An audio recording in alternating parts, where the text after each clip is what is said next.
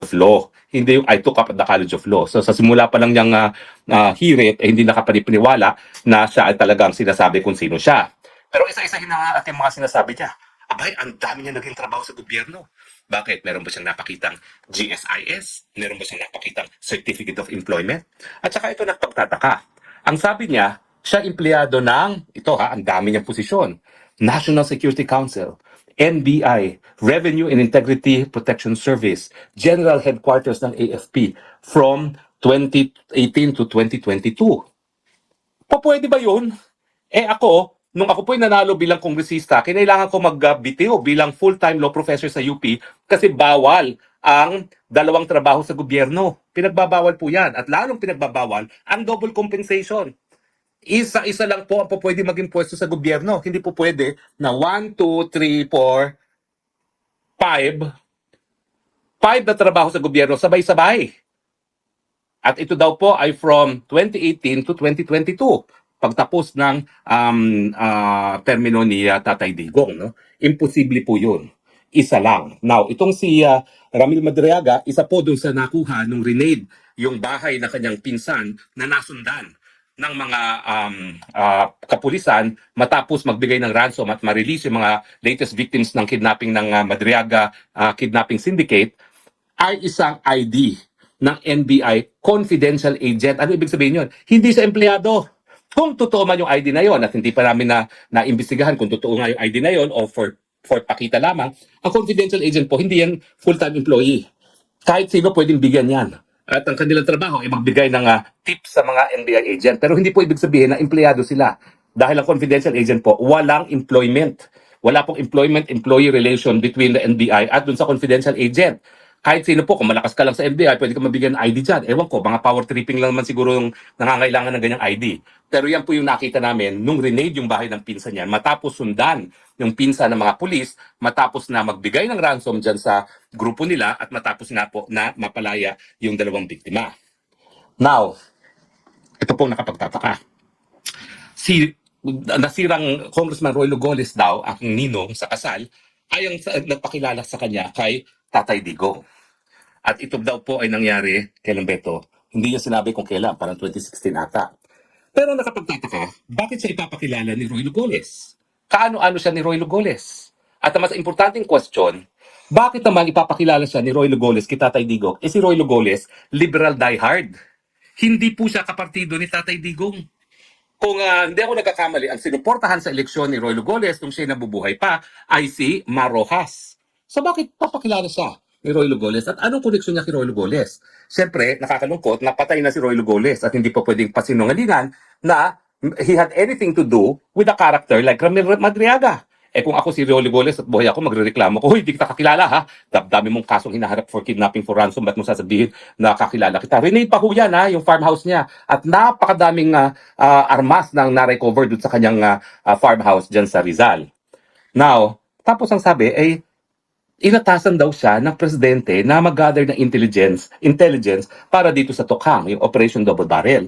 Well, unang-una, ang mga nagtatalaga po ng intel para dyan ay ang PNP. Dahil ang PNP naman po ang merong programa ng Operation Double Barrel. So dapat police ang nagbigay sa kanya ng otoridad na maging intel, hindi presidente. Sino ka para italaga ng presidente na intelligence officer? Ako po naman, 4 na taon ako naglingkod sa Malacanang, hindi ko naman po nakita yung Ramil Madriaga. Alam niyo po, nung kami ay nagkikita niyan sa pagbibista, hindi ko na po yan nakita mula nung nag-file ng kaso kasi doon lang siya sa kulungan umaapir. Pero personal ko nakikita yan sa piskalya. Wala naman siya sinasabi na magkakilala kami. Wala.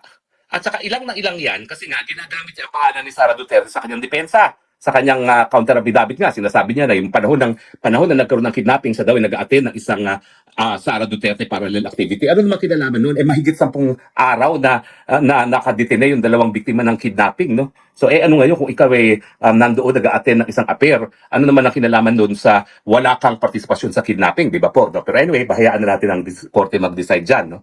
Sinasabi ko lang kung ano yung depensa niya at palagi niyang ginagamit. Alam ko na every time makikita kami sa piskalya para sa PI, uncomfortable siya. Kasi ang plano talaga niya, in-name drop si Inday Sara Duterte. Paano naman siya mag-name drop ng Inday Sara Duterte? Ako tumatayong abogado para sa biktima. At kakilala ko namang personal ang Inday Sara Duterte. I cannot claim to be the closest of friends. Hindi po, hindi ko sinasabi yan that I'm closest to Inday Sara. But Inday Sara knows that I'm absolutely loyal to her. I cannot even claim to be a friend of Inday Sara dahil only Inday Sara can say who her friends are. Pero at least, kilala ko yung mga karakter na magiging close kay Inday Sara para pagkatiwalaan. And believe you me, Ramil Madriaga does not fit that profile. Kasi bakit naman siya pagkakatiwalaan ng Vice President na alam na minsan ay nakonvict na for kidnapping? Di ba, sentido ko mo yan? Ikaw, Vice President, hindi mo ba alamin kung sino yung mga tao yan para bigyan ng mga sensitibong mga assignment kung totoo man ito? Pero anyway, patuloy natin himay-himayin ang kanyang sinumpahang salaysay. So sinasabi ko lang po, imposible na ang presidente mismo magtatalaga sa kanya dahil sino ka? Pinakilala ka lang ni Roy Lugoles, tapos automatically, itatalaga ka na ng intel officer sa Operation Double Barrel. Gaya ng sinasabi ko, ang otoridad talaga para magtalaga sa kanya bilang intel officer ay ang PNP. Si Bato de la Rosa siguro, hindi ang presidente mismo. Now, sabi niya nagtrabaho siya sa PSG. Kasinungalingan. Bakit? Sinabi rin niya na binuo niya ang Vice Presidential Security Group. Kasinungalingan. Unahin natin bakit kasi nungalingan na nagtrabaho siya sa PSG. Kasi ang Presidential Security Group po, para ikaw maging kasapi niyan, dapat miyembro ka ng Armed Forces of the Philippines o di naman kaya ng PNP. Para maging miyembro ka niyan, para sa maging officer, dapat ikaw ay pasado ng PMA o di naman kaya ng flying school o di naman kaya ng ROTC. Wala naman sa ganyang kwalifikasyon. Now, siya ba'y enlisted? Hindi rin. Wala naman siyang mapapakita at hindi naman niya ina-allege na siya'y officer or enlisted ng AFP or ng PNP. Tanging mga taga-AFP at PNP lang po ang po pwedeng maging kasapi ng PSG at ng VPSG, Vice Presidential Group. Ang yabang nitong si Madriaga, siya pa daw ang bumuo ng Vice President Security Group ni Sara Duterte. Bakit po kasi nungalingan yan? Kasi hindi lang po si Sara Duterte ang nagkaroon ng VPSG. Panahon pa ni VP Binay, VPSG na po yan.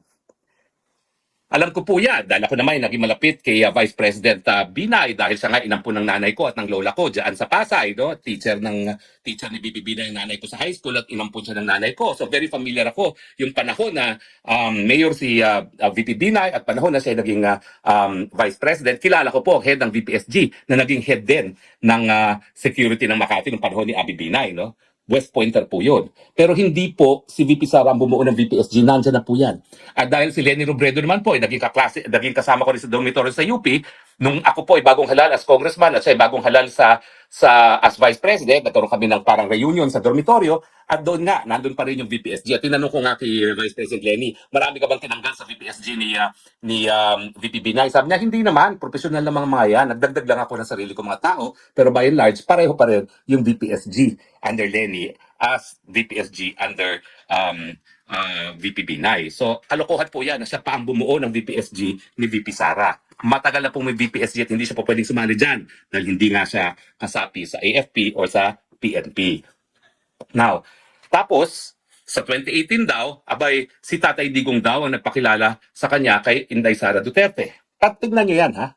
2018 lang nakilala si Inday Sara Duterte, and yet, kasama siya bumuo ng VPSG. Parang ang bilis naman niyang pagkatiwalaan.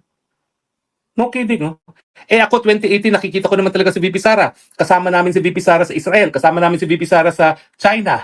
So kilala ko na siya, pero nung ako'y naging malapit, hindi naman sinasabing close ako, pero nung naging talking terms ako ni VP Sara, it took a long time. Inaway pa nga ako ni VP Sara bago kami naging kahit pa paano in cordial terms, no? Pero pinagbati kami ni Tatay Digong. That was 2019.